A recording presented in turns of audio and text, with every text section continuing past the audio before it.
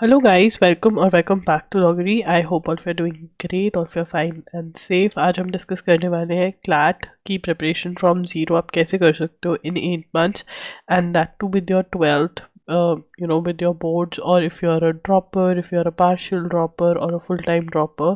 I'm going to discuss everything. Right, it completely depends. I'm so sorry for my voice. मैं ठीक नहीं हूँ. I'm not feeling well, so my voice is heavy. I have cough, I have cold, I have fever. So just bear with me. Okay. So basically, it's all about time management. आपको time management करना पड़ेगा. मैं यहाँ पे 12th वालों की सबसे पहले बात करूँगी. 12th वाले और जो जिन्होंने partial drop लिया है कि उनका college साथ साथ चल रहा है and they have to prepare for CLAT. Right, तो आपको बेस्ट यूज ऑफ टाइम करना पड़ेगा. Right, you have to have fix slot कि आपने दिन में इतना टाइम देना है, तो वो फिक्स स्लॉट तो होनी चाहिए. बट जहाँ पर भी आपको टाइम मिले, ठीक है ना, if you are travelling from one place to B place, ensure A to B में आप कुछ करके ही जा रहे हो. आप कोई क्लास लगाने गए हो, वो क्लास नहीं हो रही है, तो आपके पास कुछ मटेरियल है जो आप पढ़ सको जो कि क्लास से रिलेटेड है. तो जो बीच बीच में आपके पास टाइम आएगा, आपको उसका बेस्ट यूज़ करना है. And that is how you can prepare well for CLAT. Okay. And also, those of you who are full-time droppers, उनके लिए it is very important to have a routine. Because देखो, आपको school और आपको college routine देता है, but अगर आप फुल टाइम ड्रॉपर हो, आपको वो रूटीन, वो डिसिप्लिन खुद लेकर आना है अपनी ज़िंदगी में. तो you have to ensure that you have that discipline. It should not be that you have taken a drop and you getting up at 2 o'clock in the afternoon, just watching reels and doing nothing, जो कि mostly बच्चे कर देते हैं drop के time पे. वो आपको नहीं करना है. So we're going to discuss the timetable first. So first of all, अप्रैल के अंदर ये टाइम टेबल स्टार्ट हो रहा है. You have to cover your Indian Constitution, and how you have to cover your Indian Constitution, you can go for my course also. मेरा course के अंदर आपको लेक्चर्स में इम्पॉर्टेंट कॉन्सेप्ट समझाए हुए हैं. अगर आप वो लेक्चर्स देख लेते हैं तो बहुत आराम से आपको इंडियन कॉन्स्टिट्यूशन समझ में आ जाएगी. Link is in the description box. Right, जो MCQs है वो आपको करने की ज़रूरत नहीं है, बिकॉज वो MCQs other law entrance tests के लिए ज़्यादा हेल्पफुल है. क्लैट के लिए बिल्कुल भी हेल्पफुल नहीं है, बट लेक्चर्स जो है वो क्लैट के लिए हेल्पफुल है. अब यहाँ पर सबसे पहले I am going to discuss about how you have to study English, and then we are going to to and fro करेंगे हम.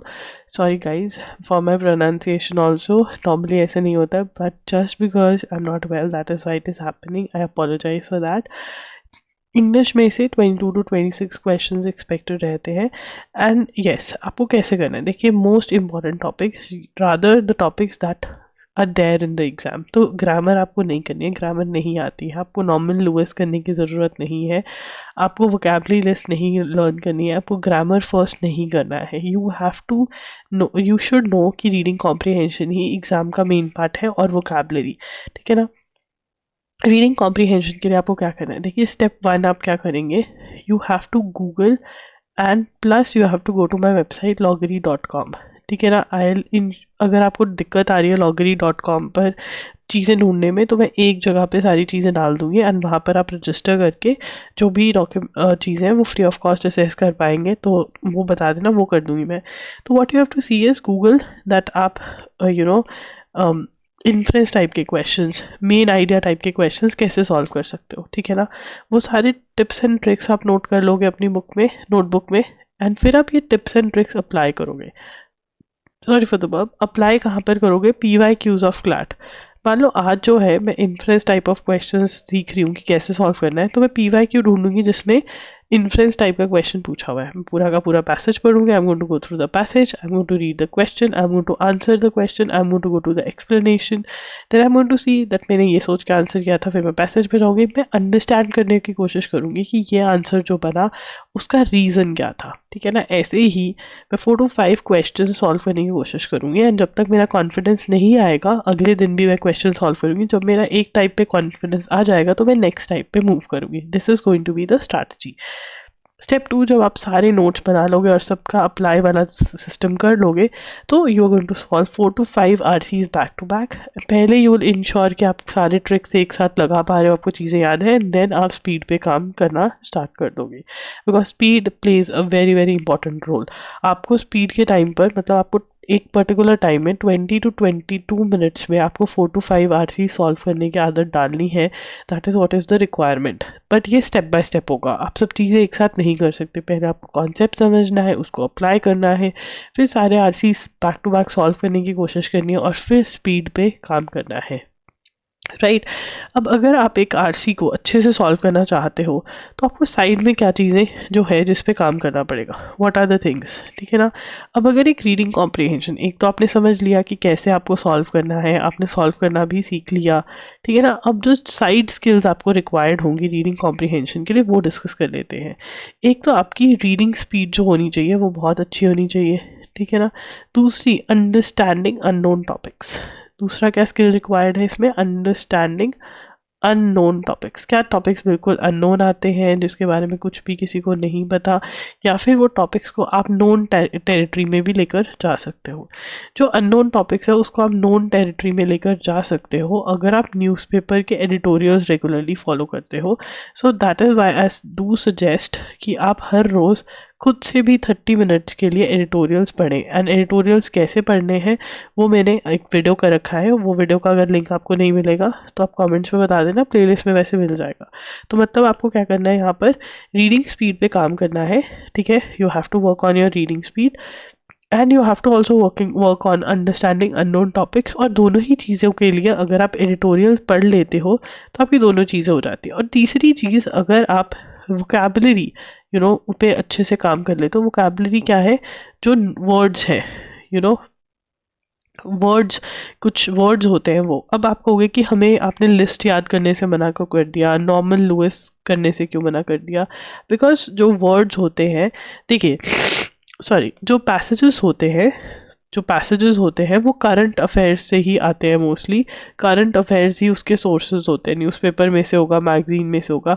तो जो करंट अफेयर्स में टॉपिक्स चल रहे थे, जैसे फॉर एग्जांपल वॉर चल रही है तो वॉर के अराउंड ज़्यादा वोकैब होगी. ठीक है ना. ट्रूस क्या होता है ये ज़्यादा आपको पढ़ने को मिलेगा. ठीक है. अगर पीस टाइम्स चल रहे हैं, इकोनॉमिक कुछ डिफ़िकल्टी चल रही है तो फाइनेंशियलाइजेशन, फिस्कल डेफिसिट, ये वाली टर्म्स न्यूज़पेपर में ज़्यादा आपको देखने को मिलेगी. और यही टर्म्स आपको हेल्प करेंगी पेपर में आंसर देने के लिए. सो मतलब जो वोकैबलरी होती है वो करंट अफेयर्स बेस्ड होती है. ठीक है ना. न्यूज़पेपर बेस्ड होती है, जो न्यूज़पेपर में आ रहा है उसके अराउंड. तो आपको ये सोर्सेज करके कुछ फ़ायदा नहीं होने वाला. इंस्टेड अगर आप एडिटोरियल पढ़ो और एडिटोरियल में जब आपको न्यू वर्ड मिले और उसका मीनिंग आप नोट कर लो और याद कर लो, वो ज़्यादा फ़ायदेमंद आपको रहने वाला है. अगर आप मेरी क्लासेस लगाओगे एजुगिरी पर तो वहाँ पर मैं साथ साथ वोकैब के भी नोट्स बनवाती रहती हूँ, तो वो आपको और भी फ़ायदेमंद हो जाएगा. मतलब अगर आपको अब यहाँ पर क्या मैं कहना चाह रही हूँ, रीडिंग स्पीड पे काम करना है, अननोन टॉपिक्स को नोन टेरिटरी में लेकर आना है और वोकैबुलरी वर्ड्स करने हैं, तो 30 मिनट्स एडिटोरियल रीडिंग सेल्फ में आपको करनी पड़ेगी. करंट अफेयर्स आप खुद नहीं पढ़ेंगे, एडिटोरियल खुद पढ़ेंगे एंड जैसे मैंने वीडियो में बताया हुआ है वैसे पढ़ेंगे. ठीक है ना. तो अगर आप ये सब चीज़ें कर लेते हैं तो आप इंग्लिश में रीडिंग कॉम्प्रिहेंशन में प्रो हो जाएंगे. टाइप्स ऑफ क्वेश्चंस जो आपने कवर करने हैं वो ये सारे टाइप्स ऑफ क्वेश्चंस हैं. ठीक है ना. वोकैबुलरी मैंने बता दिया कैसे करना है आपको. उसके बाद आता है लीगल रीजनिंग. तो लीगल रीजनिंग में 28 to 32 क्वेश्चंस. अब यहाँ पर Indian constitution, torts, contracts, criminal law, family law, international law. देखो आपने थ्योरी पढ़नी है, you have to go through the theory. ठीक है ना. और थ्योरी आपने कहाँ से पढ़नी है, LA&LR बाय विली. ठीक है ना. अब बहुत सारे बच्चों का क्वेश्चन होगा कि BNS लॉ आ गया है, नए लॉज आ गए हैं, कहाँ से करें. ठीक है. आपको यहाँ पर थ्योरी पढ़नी है और कुछ नहीं. आपको आपने सिर्फ और सिर्फ अंडरस्टैंडिंग पे काम करना है, नो लर्निंग. आपको कुछ भी लर्न नहीं करना है. वो लर्निंग आपको हेल्प करेगी नहीं. आप जितना अंडरस्टैंड कर सकते हो उतना बढ़िया होगा. अगर आप चाहते हो कि मैं torts, contracts, criminal law, family law, international law पढ़ा दूं आपको, तो कमेंट्स में आप मुझे बता सकते हो. मैं इसके ऊपर भी क्लासेस ले आऊँगी. इंडियन कॉन्स्टिट्यूशन पे तो हमारी क्लासेस ऑलरेडी है, link is in the description box. ठीक है ना. आपने लर्निंग तो करनी ही नहीं, क्योंकि लर्निंग आपको हेल्प ही नहीं करने वाली. यहाँ पर आपको लीगल रीजनिंग के क्वेश्चंस आने वाले हैं, जिसके अंदर आपको फैक्ट एंड प्रिंसिपल वाले क्वेश्चंस पहले प्रैक्टिस करने पड़ेंगे. तो यहाँ पे लेवल 1 क्या होगा आपका. अब यहाँ पर भी स्टेप 1 कर लेते हैं. स्टेप 1 क्या है कि आपने थ्योरी पढ़ ली. ठीक है ना. और जितनी समझ सकते थे उतनी समझ ली, हो गया. और यही थ्योरी पढ़ते हुए आपके पास जो legal reasoning, fact and principle के जो क्वेश्चंस आए रास्ते में, वो आपने वो क्वेश्चंस लगा लिए, मोस्टली वो PYQs ऑफ क्लैट और एलेट होंगे इस बुक में। ठीक है, अब आ गए आप स्टेप 2 पे। अब स्टेप 2 क्या करना है आपने, आपने मॉक टेस्ट खरीदने हैं नए वाले, करंट अपडेटेड मॉक टेस्ट किसी भी इंस्टीट्यूट के जो अपडेटेड है, उसमें से लीगल सेक्शन सॉल्व करना है। ठीक है ना, ट्राई करो कि हर वीक आप एक मॉक टेस्ट में से सिर्फ लीगल सेक्शन सॉल्व कर पाओ। स्टेप 3 आपका क्या रहेगा, अब ये करने के बाद अब जो साइड गिग चलेगी, जैसे रीडिंग कॉम्प्रिहेंशन के लिए मैंने आपको साइड गिग बताया कि आपको हर रोज 30 मिनट्स के लिए न्यूज़पेपर पढ़ना पड़ेगा। अब लीगल एप्टीट्यूड के लिए, ठीक है ना, लीगल रीजनिंग के लिए आपको क्या चीज़ है जो एक्स्ट्रा करनी पड़ेगी ताकि आपकी लीगल रीजनिंग बहुत अच्छी हो जाए। अब इसमें कुछ भी एक्स्ट्रा आपको नहीं करना है।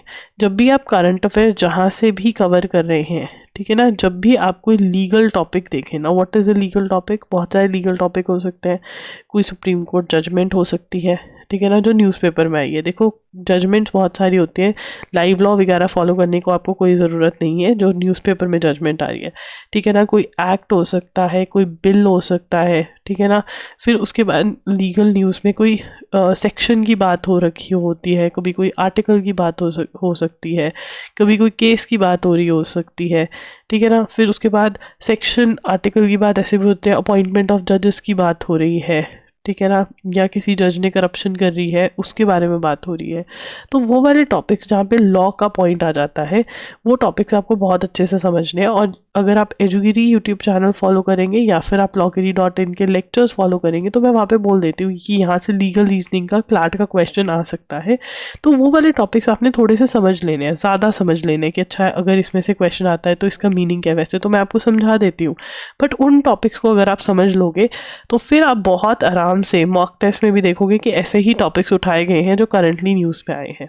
राइट, तो ये आपको करना है। और जो मेमोरी वाले क्वेश्चंस होते हैं ना, कि लर्न करने वाले, वो आपको नहीं आएंगे। टर्म्स एंड मैक्सिम्स भी आपको करने की कोई ज़रूरत नहीं है। बेयर एक्ट पढ़ने की कोई ज़रूरत नहीं है। कुछ बच्चे सेमेस्टर की बुक्स उठा के पढ़ने लग जाते हैं, वो पढ़ने की भी कोई ज़रूरत नहीं है। उसके बाद आता है करंट अफेयर्स। इससे बहुत बच्चों को डर लगता है। सबसे पहले हम डिस्कस करते हैं ड्यूरेशन। ठीक है ना, ड्यूरेशन अगर आप बेसिक ड्यूरेशन भी कवर कर लेते हैं, दैट इज़ जैन टू दिसंबर, ठीक है ना, इतनी भी अगर आप कवर कर लेते हो, इससे ज़्यादा की आपको ज़रूरत नहीं पड़ती। This is the best duration. ठीक है, अब इसके अंदर आपको क्या करना है, what type of current affairs आते हैं। आप एजुगिरी यूट्यूब चैनल फॉलो कर सकते हैं, जहाँ पर मैं हर रोज़ नोट्स बनवा रही हूँ, आपको चीज़ें एक्सप्लेन कर रही हूँ। ठीक है ना, और क्योंकि आप नोट्स बना रहे हैं और अंडरस्टैंड कर रहे हैं, ठीक है ना, आप बहुत ईजिली लर्न कर पाते हैं और रिवाइज कर पाते हैं क्योंकि आपके पास नोट्स है। ठीक है ना, तो ये बिल्कुल फ्री ऑफ कॉस्ट चीज़ है जिसमें से आप अपनी क्लैट की प्रिपरेशन कर सकते हो। एंड प्लस आप MCQs लगाने लग जाओ जो कि loggery.in पर अवेलेबल होते हैं। बहुत आराम से आपका पेपर, मतलब करंट अफेयर्स अच्छे हो जाएंगे। उसके बाद loggery.in मंथली क्लासेस भी होती हैं, ये कंपाइलेशन होती है हमारी। ठीक है ना, अब कंपाइलेशन आपको और भी मिलती है, अब 3-4 आवर्स की आपको मिलती है, 2 आवर्स की यूट्यूब पे, बट हमारे यहाँ पे 7 to 8 आवर्स में फुल 1 मंथ कवर करवाया जाता है, जिसके अंदर अगेन आपको सब चीज़ें बहुत अच्छे से एक्सप्लेन करी जाती है ताकि आपको समझ में आए। आपको छोटू नोट्स बनवाए जाते हैं जो बहुत छोटे होते हैं, जिनको रिवाइज करना बहुत आसान होता है। तो अगर आपसे एजुगिरी नहीं क्लास लगती या एजुगिरी क्लास लगाकर भी आपको इन शॉर्ट चीज़ें करनी है, अगर दोनों लगा सकते हो तो बहुत ही बढ़िया होगा, बट अगर दोनों में से एक लगा सकते हो वो भी बढ़िया होगा। loggery.in पर रिविजन जो है बहुत सही हो जाती है, और अगर आप जीरो से भी पढ़ रहे हैं तब भी हो जाएगा। मैंने ये नोट्स मतलब पढ़ाया ही ऐसे, तो ये आप कर सकते हैं। ठीक है ना, नोट्स होने बहुत ज़रूरी है। अगर आपके पास नोट्स नहीं होते तो एंड में रिवीजन करने में बहुत दिक्कत होती है। हर महीने के नोट्स कम से कम आपको 7 to 8 टाइम्स रिवाइज करने ही करने हैं। एंड आपको एक्टिव रिकॉलिंग से याद करने हैं। एक्टिव रिकॉलिंग का कॉन्सेप्ट जो है वो मेरे यूट्यूब चैनल एजुगिरी पर भी समझाया हुआ है मैंने, और मैंने अपने loggery.in पे जो लेक्चर्स हैं वहाँ पे भी समझाया हुआ है। स्टैटिक जीके आपको नहीं पढ़नी है। हिस्ट्री, ज्योग्राफी, साइंस, ये सारे क्वेश्चंस नहीं आते हैं, इन पे आपने टाइम वेस्ट नहीं करना है। अगर नोट्स आपके पास नहीं है तो बहुत प्रॉब्लम हो जाएगी। एंड में आप 0 लगा के चलो, या 2-4 नंबर या 5-10 नंबर, वो भी अगर आपने किसी अच्छे टीचर से पढ़ा, नहीं तो 0 पे ही सुई आ जाती है। नॉट रिवाइजिंग सबसे बड़ा पाप है। अगर करंट अफेयर रिवाइज नहीं कर रहे हो, मैगजीन फॉलो कर रहे हो, उसमें आपके नोट्स नहीं होंगे, या फिर मल्टीपल मैगजीन। बहुत बच्चे 2 to 3 मैगजीन्स फॉलो करते हैं, बट वो भूल जाते हैं कि रिवीजन भी करना है। अगर आप रिवाइज नहीं करोगे, जितना मर्जी करंट अफेयर्स पढ़ लो, आप अटेम्प्ट करेक्ट नहीं करके आ पाओगे। उसके बाद बात करते हैं लॉजिकल रीजनिंग की। लॉजिकल रीजनिंग में जो आपके बेसिक टॉपिक्स हैं वो है अजम्पशन, आर्ग्यूमेंट्स, इन्फ्रेंस, कंक्लूजन। ठीक है ना, पजल टेस्ट अगर कर सकते हो तो बहुत बढ़िया बात है, नहीं कर सकते तो वो आपको RS अग्रवाल या फिर अरिहंत की जो बुक होती है उसमें मिल जाते हैं, ठीक है ना। उसमें भी सिटिंग अरेंजमेंट वाले जो क्वेश्चंस है अगर वो कर लो तो सही है। बट अगर आपके पास टाइम नहीं है तो आप ये ड्रॉप कर सकते हो, ठीक है ना। आपको RS अग्रवाल की बुक नहीं पढ़नी है इन टॉपिक्स के लिए, ठीक है ना। थ्योरी पढ़नी ज़रूरी है, डायरेक्टली नहीं सॉल्व कर सकते, प्रैक्टिस करनी भी ज़रूरी है, सब्जेक्ट छोड़कर नहीं जा सकते, आपको कर कर जाना पड़ेगा। अब इसके लिए आपको क्या करना है, loggery.com पे मैंने स्टडी मटेरियल वाले सेक्शन में क्रिटिकल रीजनिंग करके एक बुक LSAT की शेयर करी हुई है, उसमें आपको ये सारे टॉपिक्स पढ़ने हैं। आपको एक एक टॉपिक को ना 5 to 10 डेज जब तक समझ ना आए तब तक पढ़ते रहो, ठीक है ना। ये समझ में आ गया तो आपको क्रिटिकल रीजनिंग समझ में आ जाएगा। बट यहाँ पे मैं आपको बहुत एक चीज़ समझा दूँ, क्रिटिकल रीजनिंग जो है, ठीक है ना, it is linked to current affairs. Critical reasoning जो है आपकी वो करंट, जैसे मैं हर सब्जेक्ट का बता रही हूँ क्या कर सकते हो। क्रिटिकल रीजनिंग अगर आपको अच्छी करनी है, ठीक है ना, अगर आप चाहते हो कि आपकी अच्छे नंबर आ जाए क्रिटिकल रीजनिंग में, तो सबसे पहले LSAT का जो मटेरियल मैंने जो बुक शेयर करी है वो आपको हर एक चैप्टर जो मैंने बोला अच्छे से करना है। और दूसरी चीज़ जो आपको करनी है करंट अफेयर्स। अगर आपको करंट अफेयर्स की अंडरस्टैंडिंग आ जाती है, क्योंकि अगेन पैसेजेस जो होंगे, पैरास जो होंगे वो करंट अफेयर्स बेस्ड होंगे, तो अगर आपको करंट अफेयर्स की अंडरस्टैंडिंग है तो आप बहुत अच्छे से क्रिटिकल रीजनिंग कर पाएंगे। नहीं तो नहीं, देख रहे हो, चाहे वो रीडिंग कॉम्प्रिहेंशन हो, चाहे वो लीगल हो, चाहे वो क्रिटिकल हो, आपको कहीं ना कहीं करंट अफेयर्स आ जाती है। और बहुत बच्चे ये बेस, जो क्लैट का बेस है वो करंट अफेयर्स है, और इसी बेस को मिस आउट कर जाते हैं, and that is why they are not able to clear CLAT. आप कोई भी बच्चे से बात कर लीजिए, ठीक है, जिसने क्लैट क्लियर किया है, वो न्यूज़पेपर एंड इन सब पे जोर देगा। तो यहाँ पे तभी मैं कह रही हूँ न्यूज़पेपर में एजुगिरी को भी फॉलो करें, ठीक है ना। खुद से भी एडिटोरियल्स पढ़ो 30 मिनट्स के लिए, एंड प्लस loggery.in के जो लेक्चर्स हैं उनको भी बाय करके देखो। इतने लेवल ऑफ अंडरस्टैंडिंग आपको चाहिए। करंट अफेयर्स में आपको माहिर होना पड़ेगा, you can not give up on current affairs. Quantitative techniques is maths और DI का मिक्स। आपको DI सॉल्व करना है, डाटा इंटरप्रिटेशन सॉल्व करना है, तो बेसिक मैथ्स आना चाहिए। बेसिक मैथ्स में ये सारे टॉपिक्स मैंने आइडेंटिफाई किए हैं। इसके लिए आप 30 डेज वंडर बायस्टन की बुक ले सकते हो, वो डेज में डिवाइडेड है, तो आपको ये वाले डेज जो है सॉल्व करने हैं। डाटा इंटरप्रिटेशन के लिए आप ऑलिव बोर्ड की बुक ले सकते हो, ऑलिव बोर्ड में ये वाले टॉपिक्स आपको सॉल्व करने हैं। इन टॉपिक्स का आपको लेवल 1 ओनली सॉल्व करना है, ठीक है ना। आपको quantitative aptitude by RS Aggarwal नहीं पढ़नी है। मैथ्स प्लीज़ मत छोड़ कर जाओ, बिकॉज बहुत बार इजी आ जाता है और इसमें से आप बहुत इजीली 7 to 8 मार्क्स स्कोर कर लेते हो और वही आपको ऊपर ले जाते हैं। सो गाइस ये है। अब यहाँ पर हम चलते हैं अपने शेड्यूल की तरफ, ठीक है। शेड्यूल के अंदर जैसे कि अप्रैल के मंथ में मैंने आपको दिया है कि अप्रैल में आप इंडियन कॉन्स्टिट्यूशन पढ़ें, ठीक है। इन्फ्रेंस मेन आइडिया वाले questions, basics of logical reasoning, percentage and profit loss, बहुत ही कम टॉपिक्स हैं, बहुत आराम से आप ये कवर कर पाएंगे, ठीक है ना। ट्राई करें कि आपका अगर एक मंथ का खत्म हो गया तो आप नेक्स्ट वाले टॉपिक्स उठा करके पढ़ने लग जाए। सो इसका आप स्क्रीनशॉट ले सकते हैं। बहुत आराम से आप अक्टूबर तक बड़े आराम से सिलेबस कंप्लीट कर पाएंगे, एंड इवेंचुअली आप रिवीजन जो है अपनी अगस्त में, सितंबर में स्टार्ट कर सकते हैं आप अपनी रिवीजन, ठीक है। अब यहाँ पर मैं कुछ पॉइंट्स नोट करवाना चाहूँगी आपको। देखिए यहाँ पर आपने देखा होगा जनवरी टू जून करंट अफेयर्स, जून के अंदर आपको अपने जनवरी टू जून के करंट अफेयर्स जो भी हैं, जनवरी टू एटलीस्ट मई के करंट अफेयर्स जो हैं वो 4 to 5 टाइम्स रिवाइज हो जाने चाहिए। आपके पास इसके नोट्स होने चाहिए, आपने इसकी एक्टिव रिकॉलिंग करी होनी चाहिए 4 to 5 टाइम्स, तो ये पक्के हो जाने चाहिए। इसमें कोई बैकलॉग नहीं होना चाहिए, ये आपको जून में ध्यान रखना है। उसके बाद देखिए यहाँ पर मैंने लिखा हुआ है rigorous question practice, legal aptitude practice. आपके लीगल के सारे टॉपिक्स आपने रीड कर लिए, तो अब आपने मॉक टेस्ट लेने हैं, और मॉक टेस्ट में ओनली लीगल सेक्शन या फिर जो सेक्शन आपको लग रहा है आप सॉल्व कर सकते हो, मे बी RC वाले सेक्शंस भी आप सॉल्व करने लग जाइए। तो यहाँ पर इस लेवल पे जुलाई में आप इंग्लिश और लीगल के जो सेक्शंस हैं मॉक टेस्ट में, इंग्लिश प्लस लीगल के जो सेक्शंस हैं वो मॉक टेस्ट में सॉल्व करने लग जाइए, और आपको पता चल जाएगा आप कहाँ स्टैंड करते हो, ठीक है ना।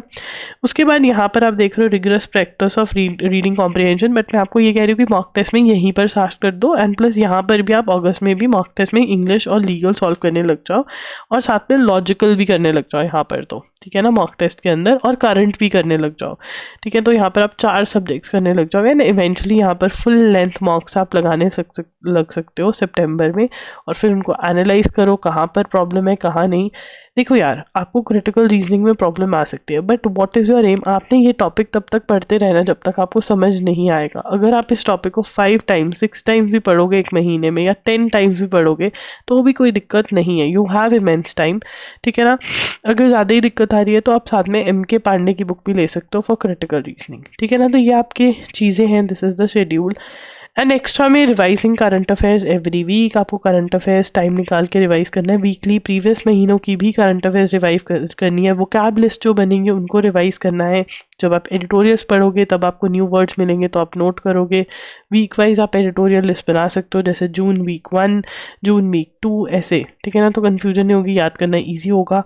और plus going through loggery.in video lectures, ये भी करना साइड बाय साइड ज़रूरी है। टाइम मैनेजमेंट, आप कैसे टाइम देंगे विद स्कूल विद कॉलेज, या अगर आप एक ड्रॉपर है, देखिए 4 आवर्स, मिनिमम ऑफ 4 आवर्स अगर आप दे देते हैं तो बहुत बढ़िया होगा, जिसमें आप 2 आवर्स जो है करंट अफेयर्स को दीजिए, जिसमें करंट अफेयर्स एजुगिरी यूट्यूब चैनल देखिए, 30 मिनट्स की रिवीजन करिए, जो उस दिन का पढ़ा उसी दिन रिवाइज करिए, 30 मिनट्स आप रीडिंग एडिटोरियल्स योर सेल्फ करिए। ठीक है, उसके बाद 2 आवर्स आप सब्जेक्ट स्टडी करिए, अगर आप 6 आवर्स दे सकते हैं तो सब्जेक्ट स्टडी नंबर 2 कर लीजिए। तो नंबर 1 2 सब्जेक्ट्स आप एक साथ भी चला सकते हैं अगर आप 6 आवर्स दे रहे हैं। ठीक है ना, 4 आवर्स दे रहे हैं तब भी सही है, 6 आवर्स दे रहे हैं तो बहुत ही बढ़िया, उससे ज़्यादा टाइम दे सकते हैं। अगर आप एक ड्रॉपर है फुल टाइम तो ऑब्वियसली आप 2 आवर्स करके हर सब्जेक्ट को हर रोज़ पढ़ सकते हैं, and then you can complete the syllabus earlier also.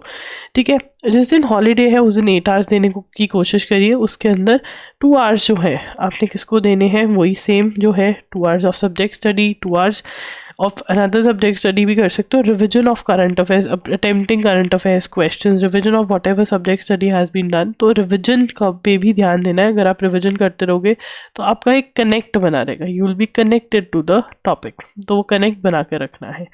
ठीक है, अब यहाँ पर सजेशंस, आपको कौन सी वीडियोस देखनी चाहिए। देखिए, अगर जो भी मतलब इवन आप स्टार्ट करने से पहले प्रिपरेशन, आप क्लैट इंग्लिश प्रिपरेशन वाली लिस्ट देखिए, क्लैट करंट अफेयर स्ट्रैटेजी देख सकते हैं।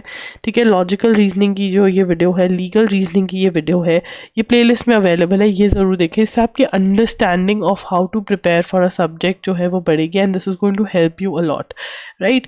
अगर आपको कोई भी डाउट है आप कमेंट सेक्शन में मेरे से पूछ सकते हैं। आप मेरे साथ इंस्टा पे ज्वाइन कर सकते हैं, मुझे I am there by the name I am लॉगरी, वहाँ पर आप मुझे DM कर सकते हैं। If you have any doubts you can ask me. ठीक है ना। And yes, if you have any video request तब भी आपको कमेंट्स में मुझे बता सकते हैं कि हमारी ये वीडियो रिक्वेस्ट है, प्लीज़ कर दीजिए। वैसे मोस्टली वीडियोस मैंने करी हुई हैं, and there is no major change in CLAT, so this is going to help you. ठीक है ना। अगर आप चाहते हो कि मैं करंट अफेयर्स का एनालिसिस कर दूं कि कैसे से क्वेश्चन आए थे, क्या चेंजेस हैं, क्योंकि करंट अफेयर्स में थोड़े चेंजेस देखने को मिले थे 2025 के पेपर में, तो कमेंट करके बता देना, मैं वीडियो कर दूंगी। Thank you for watching the video, bye bye and take care, do watch the videos जो मैंने सजेस्ट करी है। कुछ भी पूछना है तो कमेंट्स में पूछ सकते हो और इंस्टाग्राम पे पूछ सकते हो।